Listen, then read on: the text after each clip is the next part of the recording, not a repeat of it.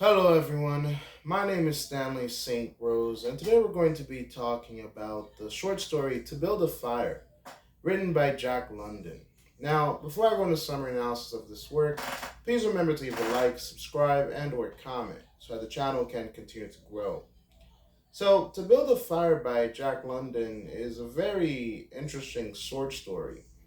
Basically, what happens here, you have this man who goes out into the Yukon wilderness and he's with his dog, and just before he goes, there's this old timer that tells him, listen, don't go out there, it's gonna get too cold, and if you're alone by yourself when the temperature is going down, you're going to die. It's not safe, it's not good. And the man is, his hubris, his pride, his arrogance, he's like, no, I can do this, I know what to do. And he sets out with his dog, and the story is so cold. It's so cold, so lonely. Because in the story, the narrator even tells us that the man and the dog, they're not even that close. They're not friends. The dog truly just depends on the man for food and for warmth and for the necessities of life. In fact, later within the short story, when the man dies, the dog, you know, abandons him and just goes to find somebody else to feed him and to take care of him. They're not quite close. This man is, throughout while he's walking, while he's running, he's very scientific, very intelligent, very rational, which is, very sad. It kind of reminds me of the poem by Stephen Crane, where this man is telling the universe, how great he is, how intelligent he is, how awesome he is, and the universe, like, so what? So what? And this is the thing I get with this man is that he believes that he's so intelligent, so wise, so brilliant, so ahead of his time that, the old timer that tells him don't do it, he's like, yeah, I'm smarter than you, I'm wiser than you. I know how to make a fire, I can keep myself warm. And throughout the short story, basically what happens, whenever he gets cold, he builds a fire. Whenever, he's using his intellect, his intelligence, and he's gonna go to this camp and find his people, and it's all gonna be fun because he's so smart. He can make it through the horrible temperatures, to the deep temperatures. It doesn't matter because he's just so intelligent. And the more and more he goes out into the wilderness, the worse it gets. You see, the wilderness, the cold is relentless. The cold doesn't care about your feelings, okay? Winter, the temperatures, they don't care about how you feel. They're just there. They're just fact. And the dog doesn't really want to go with the man. And the man, I'm telling you, there's points where he mistreats the dog. He treats the dog. I mean, this man that we're introduced to, he's very cold and heartless. There's whenever he reaches a place where, maybe he has to cross a river and there's frozen water, he makes the dog cross it first. And if the dog falls in, he knows what to do so that he doesn't die. So he really doesn't care the dog. And at several points, he's okay with the dog dying. If the dog dies and he survives, he's definitely fine with it. So it's survival of the fittest. This man is using the dog um, as his own tool, and if anything happens to the dog, he doesn't care. He's very cold, very heartless, no emotions. He's not even. He's so smart and so smug and so arrogant and so deep into his hubris. He doesn't even think that he's gonna die. He doesn't even think about it for a second. He only thinks about dying right before it happens.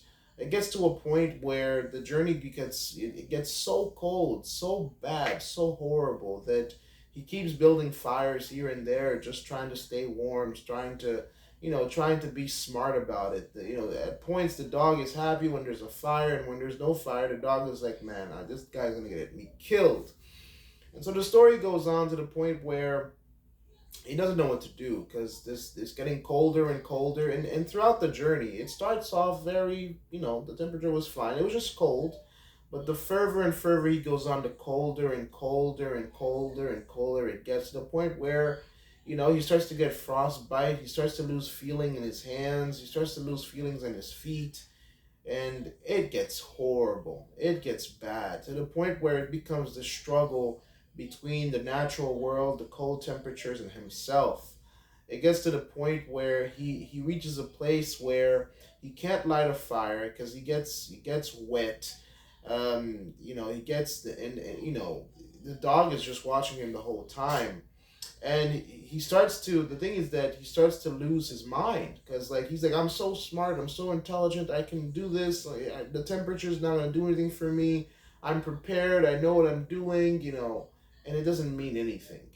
And it comes to the point where he has to start a fire, he can't start the fire.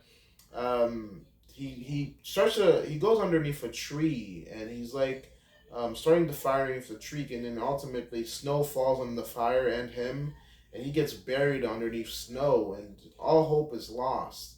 And it comes to the point where his arms are like these sticks on his side, because he can't feel his hands, he can't feel his arms, he can't feel his body. It comes to the point where he just starts to run wildly, trying to make it to the other camp. But he knows he's not going to make it because it's miles and miles and miles and miles away. The dog is running beside him, trying to like keep with him. But the dog is just, it just has to follow the leader. It comes to the point where he knows he's gonna die. He knows that there's nothing he can do. It even gets to the point within this work where he thought to himself, maybe he can cut the dog open and shove his hands inside of the dog for warmth. I mean, it gets dark.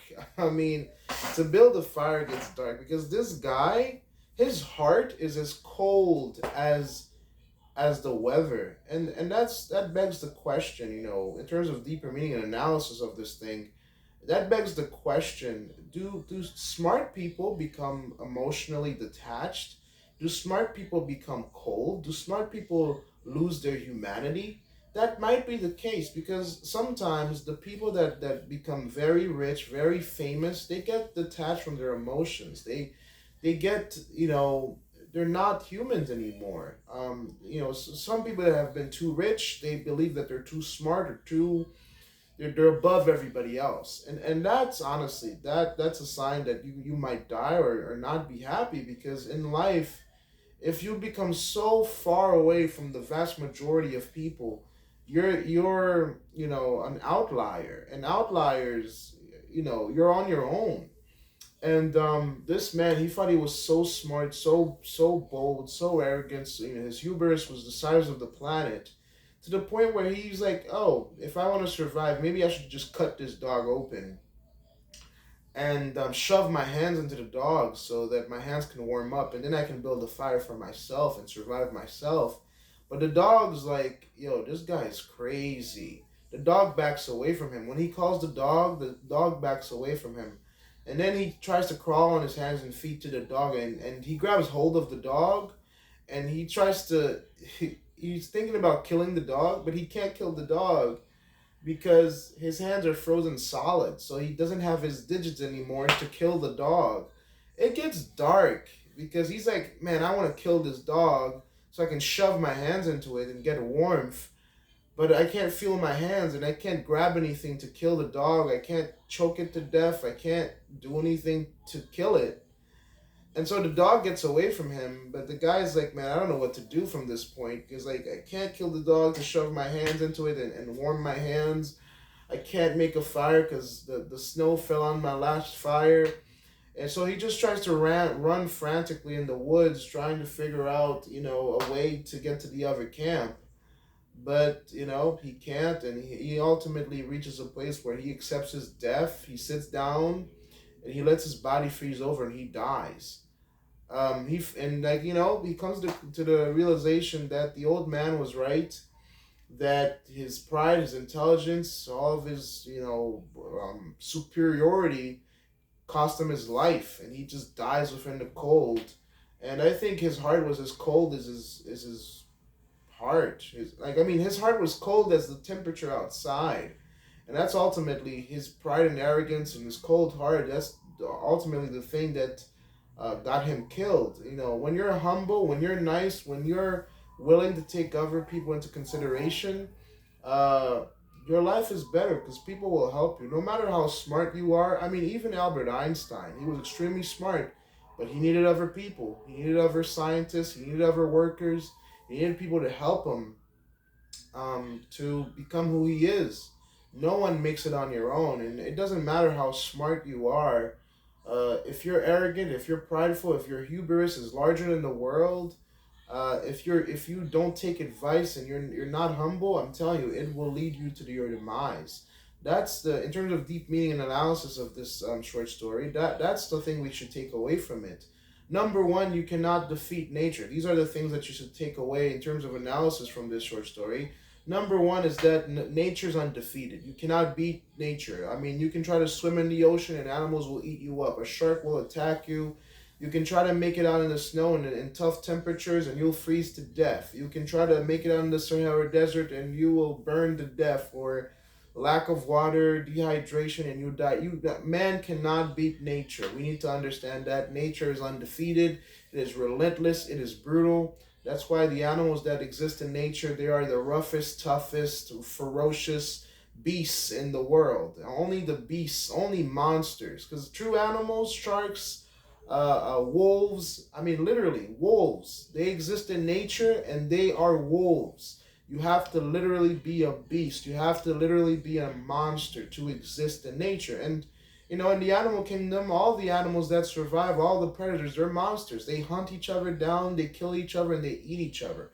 They're literal monsters. And so nature is built for monsters, for the toughest of the tough. And this man, because he was so smart, he thought that he could make it. But the only being that makes it out of this whole endeavor alive is the dog. The dog, even though it wasn't prepared, even though it doesn't have digits, doesn't have hands, it has instinct. And the man wouldn't listen to his instinct. He's all about his intellect, and his intellect got him killed. The dog relied upon his instinct. And after the man laid down and died, the dog went back to civilization, and the dog survived. Man, I'm serious. That is beautiful. That is quite. It's crazy. The dog was like, "Hey, I can make it back on my own. Like I can track myself. I mean, my body, the way I'm formed, what I am, I can make it back on my own. I mean, throughout the whole work, the dog wasn't stressing out. The dog was like, I have to follow this guy because he's my leader. But really, I can make it out here on my own. And as soon as the guy dies, the dog's like, well, he's dead. I'm going back to where I belong. He's gonna go find other people to feed him and take care of him. So animals like a dog and other animals, they know how to survive in the wilderness. This dude, no, his pride got the best of him. His intelligence, his vast knowledge got the best of him, and he died for it. Again, no one can defeat nature. Don't let your pride get ahead of you. Don't rely on your hubris. Understand and listen to the wise. Listen to the elderly. They've experienced more. They can tell you what to do. They can give you some good advice. But because you're intelligent, because you think you got it, that doesn't mean you got it. So that's the summary analysis of this work. Please remember to leave a like, subscribe, and or comment. And I'll see you guys in the next video.